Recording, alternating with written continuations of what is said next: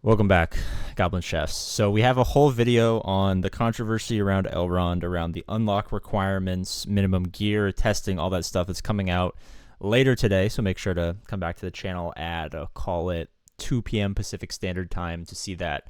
But I want a palate cleanser before that because it's a little heavy subject. So someone in my guild sent me this footage, and we're going to see what a fully maxed out at the very top of the Death Shard Elrond is going to do. So this is going to be fighting the most powerful squad in the entire game, but with the most powerful squad in the entire game. So this is literally the top of the universe when it comes to Heroes of Middle-earth.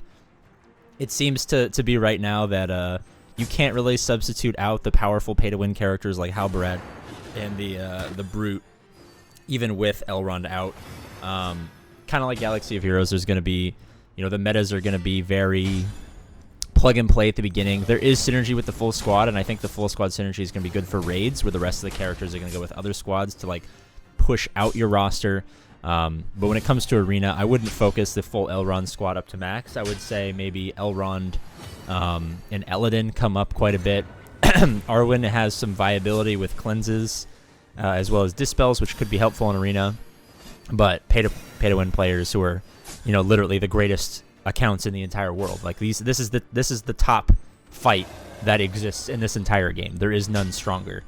At least at the top of the arena. I'm sure there's plenty of characters who have higher levels, but like this is the #1 battle that can possibly happen right now, and it looks like the pay-to-win characters are still chugging away. So there is a lot of buffs with all of these characters, especially because Elrond, but there's also some tertiary buffs that come out from the rest of the team. So having Arwen in there, I guess, might be meta just because there's the Dispel. Elodin, of course, with the taunting ability to kind of keep focus away, as well as, having access to an AoE. It's not a great AoE, but it is an AoE nonetheless. Realistically, it comes down to who can rip the big second special on Elrond first. Is going to do a lot of damage. Elrond's kind of like the big hitter on this team. There is the sustainability, and then there is Brute, who kind of comes in nice, so you're going to have a massive advantage fighting the AI, because the AI is going to make misplays. You see here, this is relatively even, but it just comes down to the slightly better skill of the player versus the actual AI itself. But this is what you're aspiring to work towards, I guess. This is the upper echelon of the game. This is where you are going to never get to as a free-to-play player. Even as a light spender, this is not where you're going to be, but this is the top of the Death Shard, and people were asking for it, and I wanted a little bit of a palate cleanser before we do our kind of more heavy video revolving everything there is to know about Elrond's.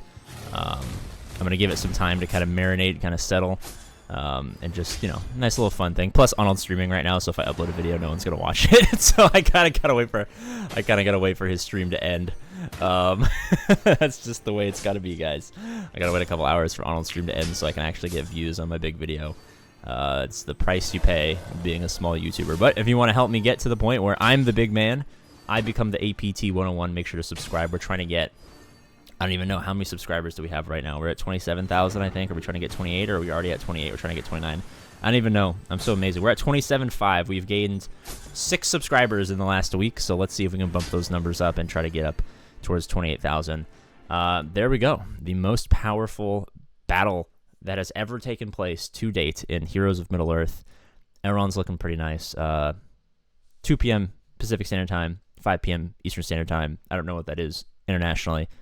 We'll have a big Elrond video come out that'll be hard-hitting, but hopefully helpful to a lot of people, especially those who are having issues with spending and stuff like that. So, as always, I love you, and I'll see you later. Is the video going to end? What the hell? I pressed end button.